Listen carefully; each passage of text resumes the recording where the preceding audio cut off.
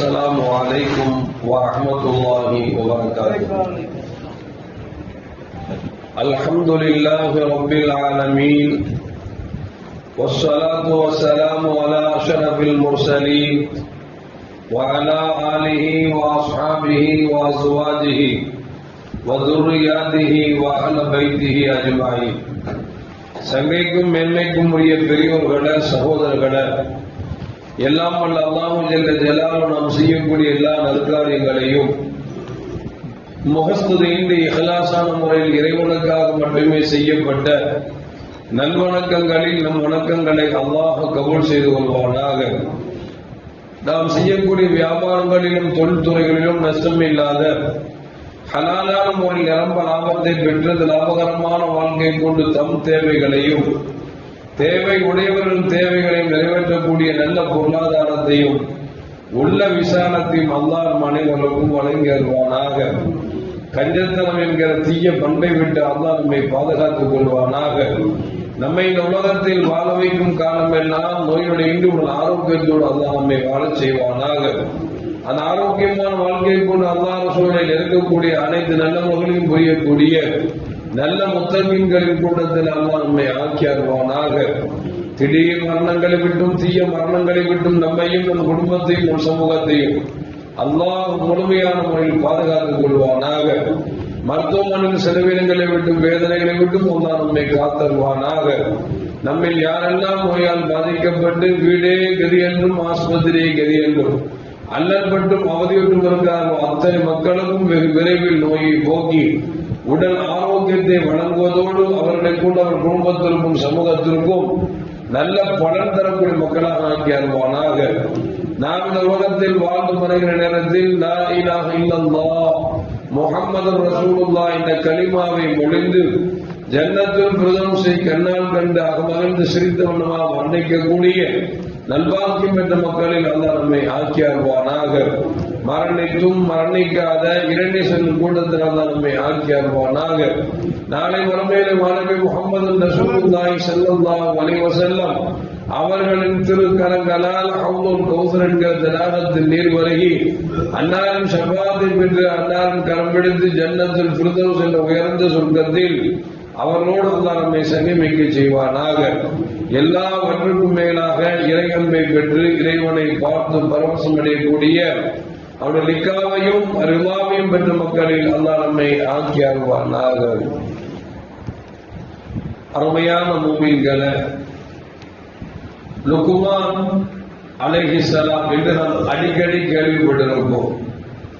இவர்கள் நபியா என்று சொன்னால் நபி அல்ல, நபியின் காலத்தில் வாழ்ந்த ஒரு நல்ல மனிதர். அதிலும் குறிப்பாக தாவூத் அலைஹிஸ்ஸலாம் காலத்தில் மிஸ்ர் தேசத்தில் வாழ்ந்தவர்கள் தான் லுக்மானுல் ஹக்கீம் என்று சொல்லக்கூடிய மிகப்பெரிய ஞானியும் மிகப்பெரிய அறிவாளியும் கூட. இவர்களுக்கு எப்படி ஞானம் வந்தது என்று பார்க்கிற பொழுது வரலாறு நமக்கு சொல்லி காட்டுகிறது. லுக்மான் அலைஹிஸ்ஸலாம் அவர்கள் ஒரு நாள் மரத்துக்கு கீழ் படுத்து உறங்கிக் கொண்டிருக்கிறார்கள். அப்படி உறங்கிக் கொண்டிருக்கிற பொழுது ஒரு கனவில் ஒரு அசரீரம் கேட்கிறது. லுக்மானே, உங்களுக்கு நாம் ஞானத்தை கொடுக்க போகிறோம், நீங்கள் பெறுவதற்கு தயாராக இருக்கிறீர்களா என்று ஒரு சத்தம் கேட்கிறது. விழித்து பார்க்கிறார்கள். மறுநாளும் அதுபோன்ற ஒரு தூக்கம்.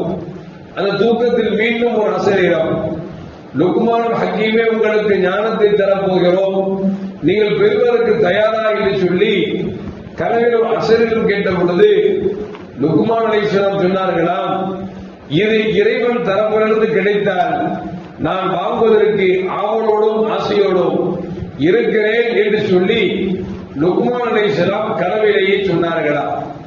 ஒரு நாள் மரத்துக்கு அடியில் அப்படி அமர்ந்திருக்கிற பொழுது ஒரு மனிதர் அறுத்த ஆடை கொண்டு வந்து நீங்கள் சமைத்து சாப்பிடுங்கள் என்று சொல்லி கொடுத்து விட்டு சொன்னாராம், இந்த ஆட்டில் எது சிறந்த உறுப்பு என்று எனக்கு எடுத்து காமியுங்கள் என்று சொன்னார்களா. அப்பொழுது லுக்மான் அலைஹிஸ்ஸலாம் இதயத்தையும் நாவையும் எடுத்து காமித்து இதுதான் இந்த ஆட்டிலே இருக்கக்கூடிய உறுப்புகளில் ஆகச் சிறந்த உறுப்பு என்று சொல்லி லுக்மான் அலைஹிஸ்ஸலாம் சொன்னார்களா. கொஞ்சம் நேரம் கழித்து ஆடு கொடுத்தவர் கேட்டார், இந்த ஆட்டிலேயே ஆக மோசமான தீய உறுப்பு எது என்று கேட்டார். லுக்மான் அலைஹிஸ்ஸலாம் மீண்டும் நாவையும் இதயத்தையும் எடுத்து காமித்தார்கள். அப்பொழுது மனிதர் கேட்டாராம், நல்ல உறுப்பு எது என்று கேட்கிற பொழுது நாவையும் இதயத்தையும் எடுத்து கொடுத்தீர்கள், தீய உறுப்பு எது என்று கேட்கிற பொழுது அதே நாவையும் இதயத்தையும் எடுத்துக் கொடுக்கிறீர்களே, என்ன விளக்கம் என்று கேட்கிற பொழுது அப்பொழுதுதான் சொன்னார்களாம், மனிதன் கெடுவதற்கு மிக மிக முக்கியமாக இருக்கக்கூடிய உறுப்பு என்று சொன்னால் அது நாவும் இதயமும் என்று சொல்லி அவர்கள் சொன்னார்களா. மனிதன் சிறந்து விளங்க வேண்டும் என்று சொன்னால் இந்த நாவும் இதயம்தான் அது சிறந்து விளங்க செய்கிறது என்று சொன்னார்களா. கண்மணி முகமது ரசூலுல்லாஹி ஸல்லல்லாஹு அலைஹி வஸல்லம் சொல்வார்களே, நீங்கள் இரண்டை பாதுகாத்தால் நரகத்தை விட்டு பாதுகாத்து உங்களுக்கு சொர்க்கத்தை வாங்கி தரேன் என்று சொன்னார்கள்.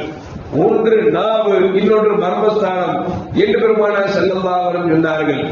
இன்னொரு ஹதீஸில் இப்படி பெருமானார் ஸல்லல்லாஹு அலைஹி சொல்வார்கள், இன்ன ஃபில் ஜஸதி மூலகத்துன், உடலிலே ஒரு சதை துண்டு இருக்கிறது, இதா சலஹ சலஹத் குலுஹு, அந்த சதை துண்டு சீர்பட்டு விட்டால் உடலெல்லாம் சீர்பட்டு விடுகிறது.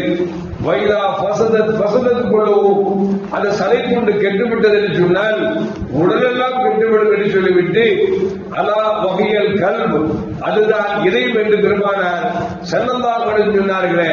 காரணம் என்னவென்று சொன்னால் லுக்மான் அலைஹிஸ்ஸலாம் ஆட்டுடைய உறுப்பிலிருந்து நாவையும் இதயத்தையும் எடுத்து காமித்தார்கள், ஆக சிறந்த உறுப்பு என்று சொல்லி. ஆக கெட்ட உறுப்பு என்று கேட்கிற பொழுது நாவையும் இதயத்தையும் காமித்திருந்தார்களே, அதைத்தான் பெருமானார் ஸல்லல்லாஹு அலைஹி வஸல்லம் இன்னும் சொல்லுகிறார்கள், நீங்கள் நாவையும் மர்மஸ்தானத்தையும் பாதுகாத்தால் நரகத்தை விட்டு உங்களுக்கு சொர்க்கத்தை வாங்கி தருகிறேன் என்று சொன்னார்கள். உடலில் ஒரு சதை துண்டு இருக்கிறது, அது சீர்பட்டால் எல்லாம் சீர்பட்டுவிடும், அதுதான் உள்ளம் என்று சொன்னார்கள். அது கெட்டுவிட்டால் எல்லாம் கெட்டுவிடும் என்று சொன்னார்கள், அதுதான் இதயம் என்று பெருமானார் ஸல்லல்லாஹு அலைஹி வஸல்லம் சொல்கிறார் என்று சொன்னால், அல்லாஹ் மக்களே, இந்த லுக்மான் அலைஹிஸ்ஸலாமுக்கு இதற்கு பிறகுதான் ஞானம் அவனுக்கு கொட்டென்று கொட்டியது என்பதை வரலாறு நமக்கு சொல்லி காட்டுகிறார். அவருடைய பழக்கம் என்று சொன்னால் அவர் கருப்பு இனத்தை சார்ந்தவர்கள், உதடு தடித்த மனமாக இருப்பார்கள். எப்போதும் அவர்கள் மரத்துக்கு கீழே படுக்கிற பழக்கம் உண்டு. ஒரு நாள் மரத்துக்கு கீழே அமர்ந்து ஏதோ ஒன்று யோசித்துக் கொண்டிருக்கிறார்கள். ஒரு மனிதர் வந்தார், லுக்மான் ஹக்கீமே, மரத்தை பார்த்துக் கொண்டே இருக்கிறீர்களே, ஏதாவது ஞானம் பிறக்கிறதா என்று கேட்டார்கள். ஆமாம் என்று சொன்னார்கள். என்ன ஞானம் என்று கேட்டார்கள். சொன்னார்கள், இந்த மரம் இருக்கிறது அல்லவா, இந்த மரத்தின் வேர் எப்படி பூமிக்கு உள்வாங்கி இருக்கிறதோ, அது உள்வாங்கி சரியா சிரமமாக இருக்கிற காலம் எல்லாம் மரம் நிலைபெற்றுக் கொண்டிருக்கும். அந்த மரத்தினுடைய வேர்கள் காய்விட்டது என்று சொன்னால் மரம் சரிந்துவிடும். இது போன்றுதான் மனிதனின் உள்ளத்தில் ஈமான் என்பது மரத்தின் வேறு ஓட்டு உள்ளே சென்றிருக்க வேண்டும். அப்பொழுதுதான் மனிதன் ஈமான் அது பலமாக இருக்கும். மனிதனுடைய ஈமான் பலகீனமாகிவிட்டது என்று சொன்னால் மரம் எப்படி கவிழ்ந்து கீழே விடுபடுமோ அதுபோன்று மனிதனுடைய உள்ளத்திலிருந்து ஈமான் விடுபட்டு போய்விடும் என்று லுக்மான் ஹக்கீம் சொல்லிவிட்டு சொன்னார்களாம், மரத்தை அண்ணாந்து வாருங்கள், அதன் கிளைகள் எல்லாம் உயரமாக இருக்கிறது. இப்படித்தான் மூமின்களின் கரம் எப்பொழுதும் அல்லாஹ்வின் பக்கம் உயர்த்தியே இருக்க வேண்டும். ரப்பே, எனக்கு அதைத்தா இதைத்தா, என் அமலை கபூல் செய், எனக்கு நல்ல மரணத்தை தா, சொர்க்கத்தை தா, நரகத்தை விட்டு பாதுகாப்பு தா என்று சொல்லி இந்நேரமும் அல்லாஹ்விடத்திலே கரமேந்தி நிற்க வேண்டும். எப்படி இந்த மரத்தின் கிளைகள் எப்படி வான உயர் அளவிற்கு அது தன்னை நிலைநிறுத்திக் கொள்கிறதோ, இது போன்று மனிதர்கள் தங்கள் கரத்தை உயர்த்தியே இருக்க வேண்டும் என்று சொல்லி லுக்மான் ஹக்கீம் அலைஹிஸ்ஸலாம் அவர்கள் சொன்னார்கள் என்பது வரலாறு நமக்கு சொல்லி காட்டுகிறது. சொல்லிவிட்டு சொன்னார்களாம், மரத்தின் கிளைகளில் பாருங்கள், பழங்கள் எல்லாம் அது பயன்படக்கூடியதாக இருக்கிறது. எப்படி மரம் பழங்களை கொண்டு மக்களுக்கு பயன் தருகிறதோ அதுபோன்று நாம் கற்கக்கூடிய ஞானங்கள் பிற மக்களுக்கு அது பயன் தரக்கூடியதாக பிரயோஜனம் தரக்கூடியதாக இருக்க வேண்டும் என்று சொல்லி லுக்மான் ஹக்கீம் அவர்கள் சொன்னார்கள் என்பது வரலாற்றில் பதிவு செய்யப்படுகிறது. அந்த லுக்மான் ஹக்கீம் அவர்கள் தன் மகனுக்கு சொல்வார்களா, என் அருமை மகனே, நீ இரவில் அதிகம் தூங்கி விடாதே. ஏன் தெரியுமா, நீ இரவில் தூங்கினாய் என்று சொன்னால் நாளை மறுமையில் இருப்பாய் என்று சொன்னார்களா. உண்மையில் அப்படித்தான். இப்ராஹிம் ரலியல்லாஹு தஆலா அவனிடத்தில் வந்து ஒரு மனிதர் கேட்டார், நான் தஹஜ்ஜுத் தொழுக வேண்டும் ஆசைப்படுகிறேன், இரவில் தொழுக வேண்டும் ஆசைப்படுகிறேன், ஆனால் நான் தொழுக முடியவில்லையே என்கிற ஏக்கமும் அவாவும் எனக்கு அதிகமாக கொண்டிருக்கிறது என்று சொல்லும் பொழுது, அப்பொழுது இப்ராஹிம் அதற்கு சொன்னார்களா, நீ இரவில் தொழுக வேண்டும் என்று சொன்னார், தஹஜ்ஜுத் தொழுக வேண்டும் என்று சொன்னார், பகலில் பாவத்தை விட்டு தவிர்ந்தது என்று சொன்னார்களா என்று சொன்னால், பகலில் யார் அதிகம் பாவம் செய்கிறார்களோ அவர்களுக்குத்தான் அல்லாஹ் தஹஜ்ஜுத்தில் வாய்ப்பை கொடுக்க மாட்டான் என்று இப்ராஹிம் ரலியல்லாஹு தஆலா சொல்வார்கள் என்று சொன்னார். அருமையான மக்களே, கொஞ்சம் யோசித்து பார்க்க வேண்டும். ஃபஜ்ர் தொழுவதற்கே கஷ்டமா இருக்குது, தஹஜ்ஜுத் தொழுவது சாதாரண விஷயமா? தஹஜ்ஜுத் யாருக்கு கிடைக்கும் என்று சொன்னால், பகலில் யார் தன்னுடைய கண்களை பாதுகாத்துக் கொள்கிறார்களோ, பாவமான காரியத்தை செய்யாமல் இருக்கிறார்களோ அவர்களுக்குத்தான் இந்த தஹஜ்ஜுத்தில் வாய்ப்பு கிடைக்கும் என்று இப்ராஹிம் ரலியல்லாஹு தஆலா சொல்லித் தருகிறார்கள். எல்லாம் வல்ல அல்லாஹ் ஜல்ல ஜலாலுஹு பாவமான காரியத்தை விட்டு அல்லாஹ் நம்மை பாதுகாத்து இரவு தொழுது இறைவனை வணங்கி அவன் நெருங்கக்கூடிய நல்வாக்கியம் பெற்ற மக்களில் அல்லாஹ் நம்மை ஆக்கி அருள்வானாக. அஸ்ஸலாமு அலைக்கும் வரஹ்மத்துல்லாஹி வபரகாத்துஹு.